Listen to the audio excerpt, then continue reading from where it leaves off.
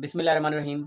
आज मैं आप लोगों को बताता हूँ कि रमज़ान जैसा कि महीना स्टार्ट है, तो इसके अंदर आपकी न्यूट्रिशनल रिक्वायरमेंट्स क्या होती हैं और उनको आपने किस तरह से पूरा करना है। ज़ाहिर है आप सारा दिन भूखे प्यासे रहते हैं, तो आपको सहरी किस तरह से करनी चाहिए, कौन सी ऐसी चीज़ें हैं जो सहरी में आपको लेनी चाहिए जो हेल्दी होती हैं, और कौन सी ऐसी चीज़ें हैं जो आपकी हेल्थ के लिए फैटल साबित होती हैं।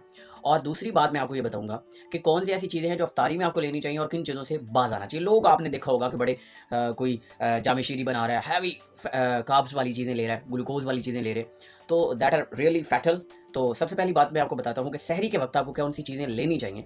तो सबसे पहली चीज़ अगर मैं आपको बताऊँ तो वो है कि आपने सादा जो रोटी होती है उसको प्रेफर करना है, ठीक है। क्योंकि जैसा कि आप सबको पता है, द क्वालिटी ऑफ द घी और द ऑयल वो बहुत ही ख़राब है, और वही बार बार तली जाते हैं, वही बार बार, तो विशियस साइकिल होता है इसका एक्चुअली। तो जितनी ज़्यादा दफ़ा वो उसी घी के अंदर, उसी ऑयल के अंदर फ्राई कर रहा होता है बंदा पराठे को, तो that is really annoying and that is very dangerous to health, ठीक है।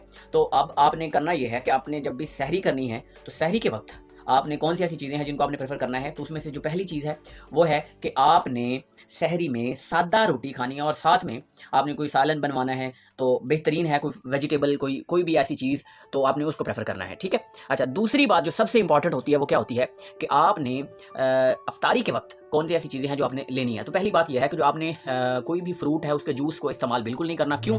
क्योंकि उसके अंदर बहुत ज़्यादा ग्लूकोज होता है, और अचानक से जब मैदा सारा दिन खाली रहता है तो अचानक से जब इतने ज़्यादा अमाउंट में ग्लूकोज मैदे के अंदर आप भेजेंगे, स्टमक के अंदर भेजेंगे, तो उसका नुकसान बहुत ज़्यादा होगा, ठीक है। आपने कोशिश ये करनी है कि आपके इफ्तारी के टाइम पे फ्रूट का ज़्यादा इस्तेमाल करें, कि फ्रूट के अंदर जो है डाइटरी फाइबर्स भी होते हैं, तो उसके अंदर बल्क आपका जो है, आपको एक स्ट्राइटी वाली, आप एक कंप्लीट फीलिंग वाली आती है कि आप फील हो चुके हैं। अच्छा, दूसरी बात यह है कि आपने तली हुई चीज़ों को परहेज़ करना है, और स्पेशली वो बंदे जो बीपी के, कोलेस्ट्रॉल के, यूरिक एसिड के और डिफरेंट डायबिटिक है, तो उनको तो बिल्कुल भी इन चीज़ों का इस्तेमाल छोड़ देना चाहिए, क्योंकि ये रमज़ान है और इसमें आप वैसे ही सारा दिन खाली पेट रह रहे होते हैं, तो इसका नुकसान बहुत ज़्यादा हो जाता है।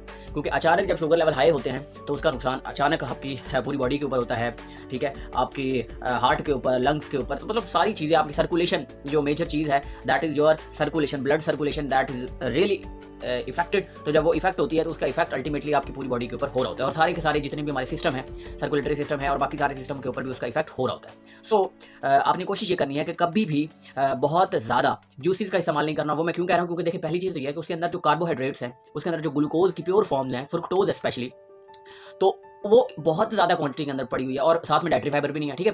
तो आप ऐसे समझ लें कि एक गिलास अगर आप हाईली कॉन्सेंट्रेटेड फॉर्म में पीते हैं फ्रूट जूसेस का, तो दैट इज़ रियली बैड, और वो बहुत ज़्यादा नुकसान कॉज करेगा। और ऐसे समझ लें कि वो आपने कोई 1.5 kg जो है वो चीनी खा ली है, तो इसके बराबर होता है। सो अवॉइड